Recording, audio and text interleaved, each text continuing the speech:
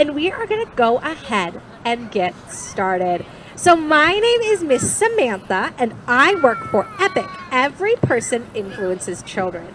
And we are so excited to be doing story time with you down here at Canalside today, and we've so loved having you here all this summer. Before we get started, I know there's something that we have to do before we get started. We have to say thank you. That is right. We have lots of friends who make it possible for us to be down at Canalside every single Wednesday throughout the summer. We started in June. We are going to be here this week and next week too. And we have lots of friends who make that possible. So we want to give a big thank you to the M&T Foundation, to the Bauer Family Foundation, and to the Children's Foundation of Erie County. They have made it possible for us to get all of these blankets, all of the supply packs and books that we get every week, and it would not be possible without them. So can we give them a big thank you? We also want to thank our friends from Deaf Access Services who are here to make sure that all of our friends can enjoy themselves at Canalside every week. We are so excited to have you. We have a very exciting theme this week. We are going to be talking about passing it on. So the first thing we are going to do is we are going to read our story. I see some of my friends have their books out and ready, and I have a very special friend to introduce you to this week to read our story. I have my friend Miss Esther here. She is from Lumpy Buttons. It is the craft store up on Elmwood Avenue. We are super excited to have her here today, and she is so excited about our story. So without further ado, I'm going to go ahead and hand the microphone to Miss Esther so that we can get started. And so knitting, if you don't know, is when you use 2 needles and yarn to make things like clothes or scarves or blankets. And in this story, this girl does a lot of knitting. So we're reading Extra Yarn by Mac Barrett, and it's illustrated by John Klassen, which you might know from the guy who does the bear who says, "Where's my hat?" and you go and find it. So keep a lookout in the book for the bear, because he's in there.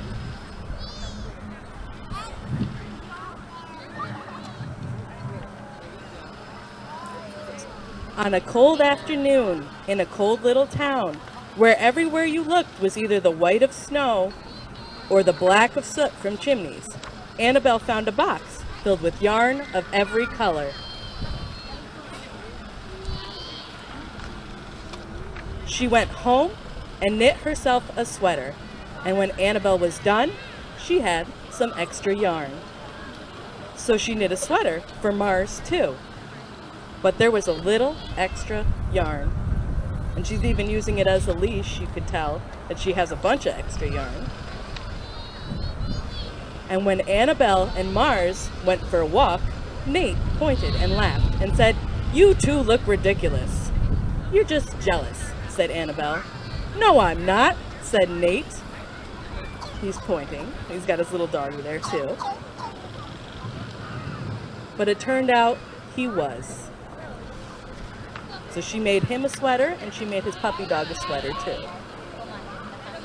And even after she'd made a sweater for Nate and his dog, and for herself and for Mars, she still had extra yarn.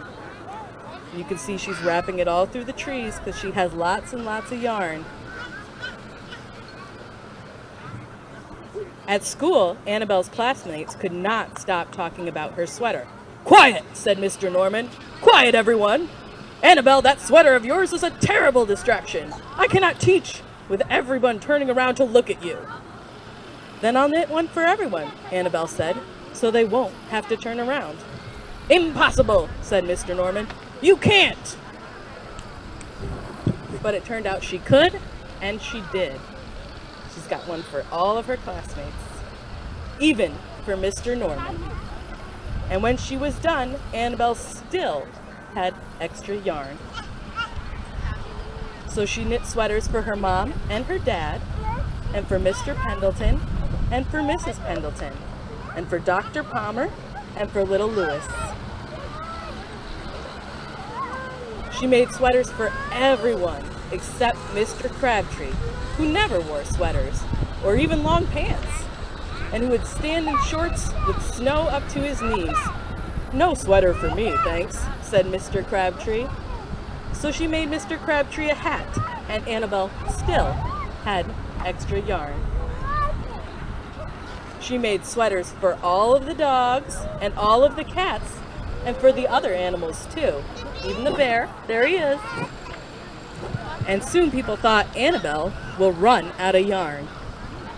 But it turned out she didn't. So Annabelle made sweaters for things. She didn't even wear sweaters. You can see she's got it on every building in the town. Things began to change in that little town.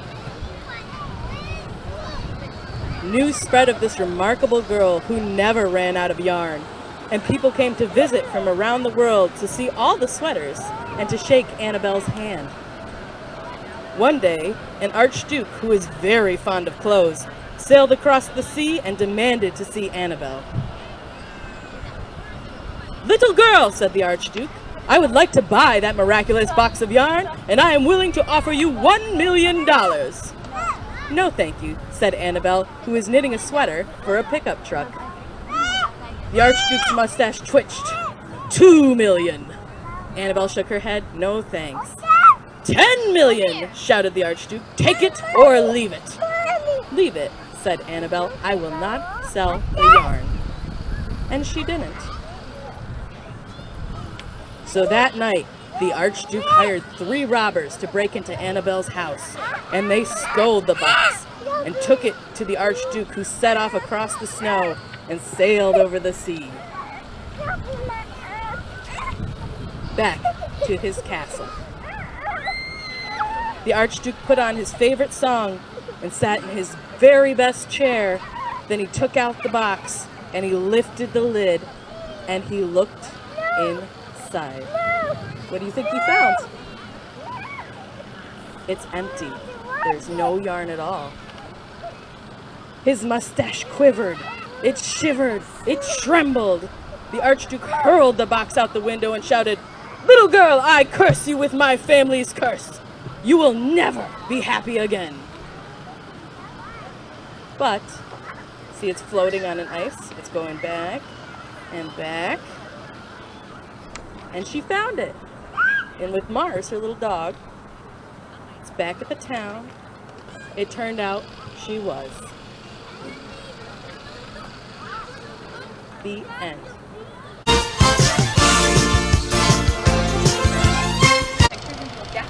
You should look for a cardboard circle. I have a plate, but you have something that's probably a little bit flatter than a plate. We thought plates were pretty flat already, right? Even flatter. Yep, perfect. And you should look for a short blue piece of yarn. Short, light blue piece of yarn. If you can pull it out of the bag like this, it's the right yarn. If you keep pulling and pulling and pulling and pulling and pulling, that is the wrong yarn. We want the short one. Yes, very good. So our short piece of yarn. The other yarns are for our next activities. So we have a short piece of light blue yarn, which is a straight line. If we hold it up like this, everyone hold it between your hands like this. We have a straight line. We want our short piece of yarn. There should be a shorter piece. Yep, about a foot long. And then we have our circle. Now, is a circle straight or is a circle curved? Round. So our circle is round. And we have this straight piece of yarn. I just want you to hold one end of the yarn, place it on the edge of the circle, and pull it straight across the middle. Just like that. Now we use our descriptive words. Is that yarn longer than the circle is wide? Or is it shorter than the circle is wide? Can you tell? Is it longer or is it shorter? The string is longer than the circle is wide. This measurement right across the middle is called the diameter. The diameter of the circle is right across the very, very center of the circle from one side all the way to the other, dividing it in 2 halves. Can you see the 2 halves of the circle that you've made? We have one half on our right side and one half on our left side. So we have our diameter that is across the circle, and our string is longer than the diameter of the circle. The next thing that we're going to do is if you put your circle down flat, I know with the wind it's a little bit tricky today, but we're going to take our straight string and we're going to put it around the outside of the circle. We want to take our straight string and make it rounded. So when you lay your string around the circle, we are looking at something called circumference. Circumference, if you think about circle and a big long word, it wraps all the way around. Circumference. Now tell me, friends, is your small blue yarn longer than the circle is around, or does it not quite fit? It doesn't fit. It's too short. So this relation that we see is that our yarn, which was longer as a diameter, is shorter than the circumference of the circle. And so by that we can tell that the circle is a longer length all the way around the outside than it is across the middle. So if we wanted to travel from one side of the circle to the other, what would be the best way? Do we want to go around the edge, or do we want to go, if we want to get there super quick, do we go through the middle? What do you think? Around the edge?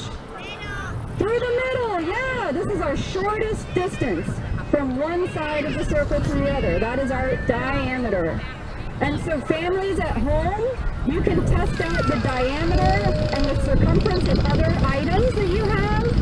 So here I have got my water bottle, my circumference of the water bottle. I'll take my string and wrap it around. And just right around the big part of the water bottle, that's my circumference. And it's only this long. This is the circumference of my water bottle. My water bottle is a smaller circumference than my circle. So each measurement is unique to the object that you are looking at. And what do you think about the radius of my circle? I mean the diameter of my circle. Do you think that the diameter is going to be smaller on this water bottle or bigger than the plate? Smaller or bigger? Smaller. So let's see. This is my circumference measurement, and that is my diameter. The circumference is quite a bit bigger than the diameter. And just by using a piece of string, you don't have to have a ruler or a yardstick. You can use a piece of string or some yarn or twine around your house to make comparative measurements. And so ideas of bigger, shorter, longer, all of these can be done with just a piece of string to do some comparisons and some measurements around your house. This is an easy way to get into your STEM learning without having to have a lot of really complicated materials. So now we'll put our string back in our bag for now, and we will pass it on for reading.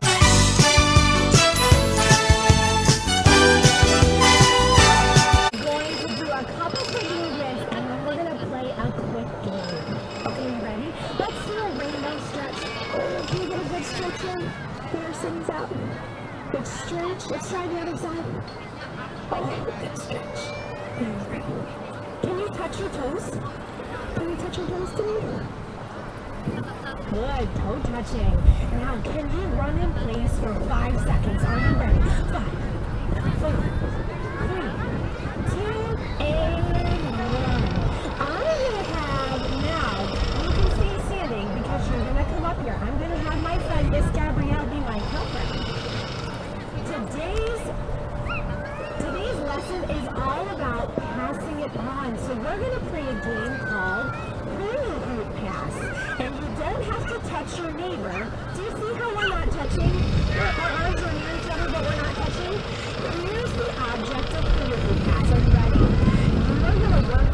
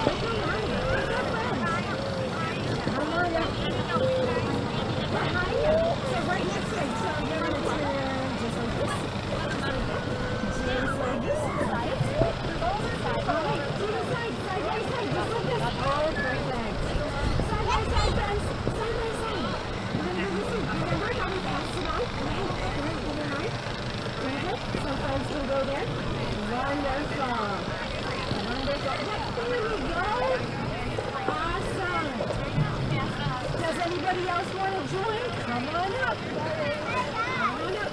For our littlest friends, maybe 2 and under, they're going to go with Miss Gabrielle. Perfect. Okay, all my friends who want to play here, I want you to take one big space apart. One big set. Make sure your hands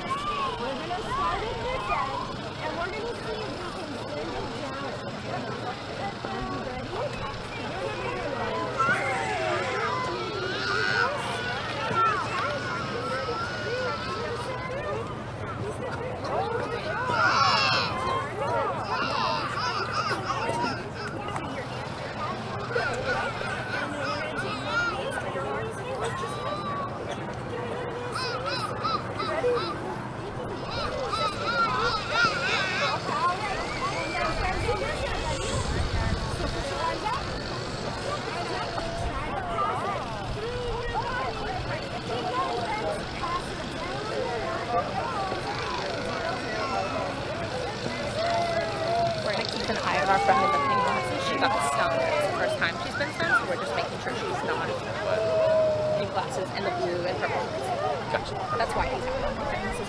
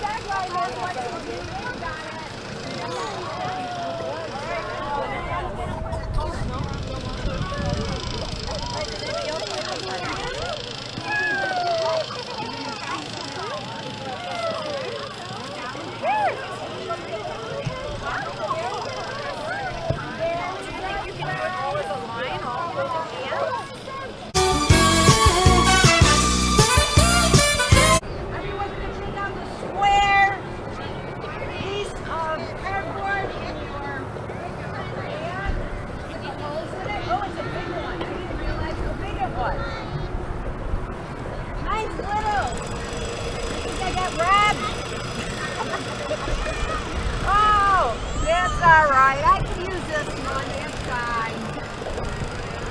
Okay, we're going to take this out, and we are going to take out our 2 long pieces of yarn. 2 long pieces of yarn.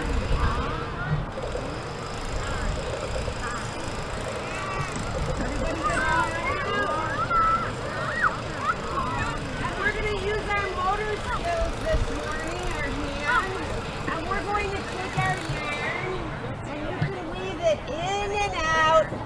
You can tie it like I did, or you can use both colors. You can use one color, and you can weave it in and out and make any design that you want to.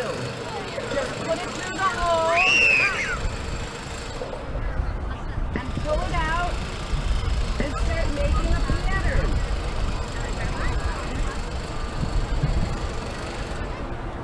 Wow! Look at your pattern. That is fantastic. How many colors did you use? You used yellow, 1 color. You can use 1 color or 2 colors. You weave them in and out. Friends, when you are done with this, you can play with the color. If you don't like your pattern, then start it again. You can do this as many times as you want. When you take it home, you have other colors of yarn. You can use other colors. You can use string. You can use shoelaces.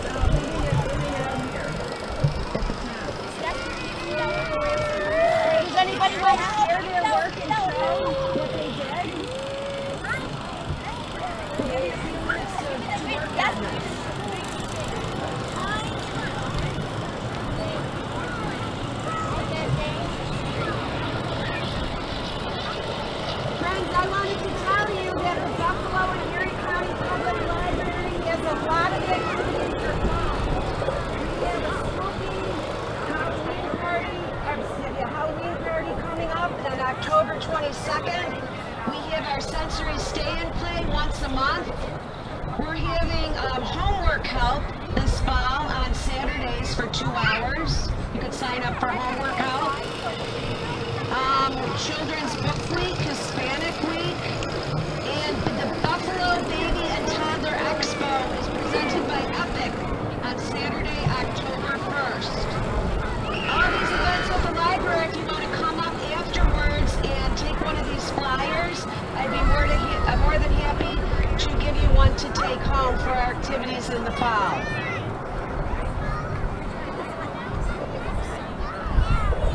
Does anybody want to share their work? You want to share your work? Look at this. What's your name? Can I show everybody what you did? Okay. You're going to finish that one? You're not done? Wow, look at this beautiful pattern. Very, very nice. And if you don't like that, you can take it out and do it again, right? Anybody else want to share their work? Okay, I thank you. You can take that home, work on it at home. And like I said, if you would like a flyer, just come up and you can take a flyer for the library's activities in the fall. I thank you.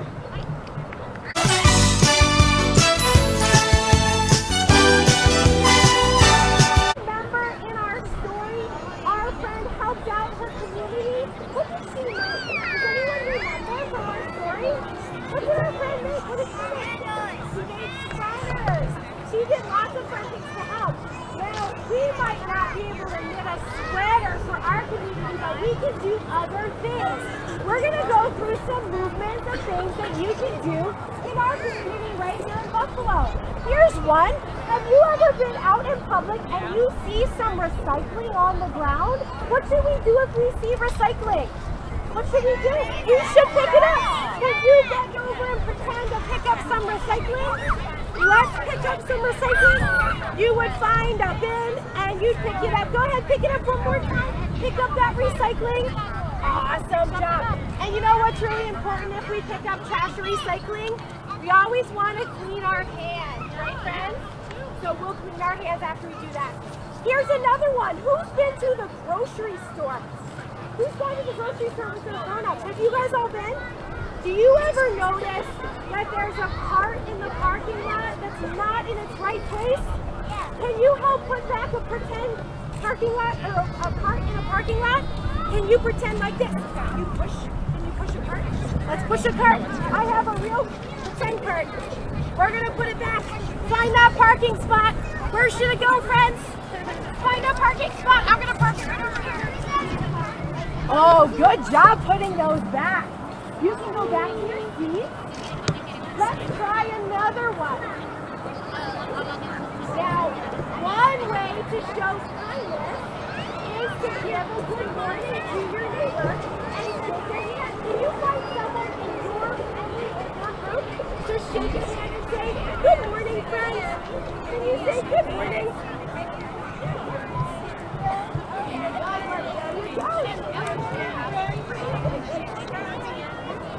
Good morning, family. Oh, we're going to do that one in a minute. Well, since we set it up here, let's try this one. Do you know a really encouraging way to give someone a big high five is to say, you did a great job today. High five. Can you high five your friend? High five. High five. High five. High fiving. Good job. How about our friends over here? Can you high five someone in your family? Ellie, can you give Mama a high five?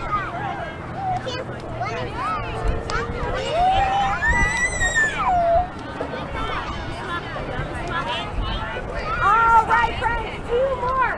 How about this one? Have you ever gone into a building where someone is coming behind you? What could we do there? You could open the door. Can you open the door? Can you pretend? Let's pretend to open the door so someone can open the door. Good job.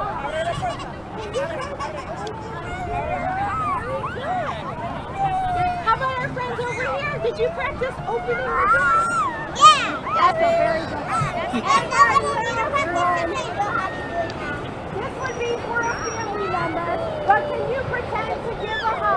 we give a hug to show kindness? Lots of hugs to our family.